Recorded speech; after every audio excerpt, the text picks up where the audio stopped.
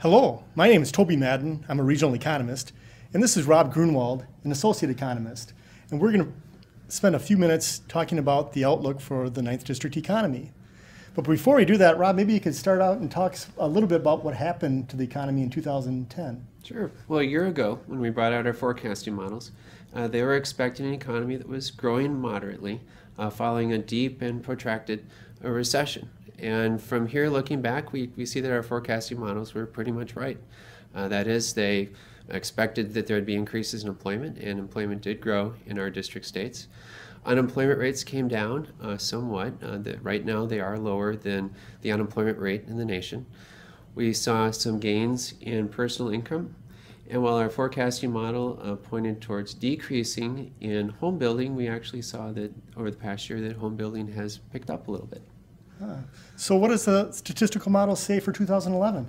Well, going forward, the models are expecting this mild recovery to warm up a bit in 2011, particularly in terms of employment growth. We're expecting employment growth in our district to be above historical averages that we've seen over the past 30 years. However, unemployment rates are expected to stay at the levels that they are right now. That is, even though jobs are growing, we're expecting people who have left the labor force to come back into the labor force to look for work. And that keeps that unemployment rate a little bit higher.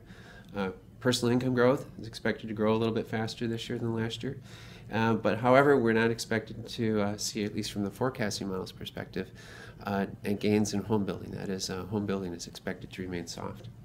So that's the results from our forecasting model. Toby, what did you find out when you looked at the various surveys that the Minneapolis Fed conducted?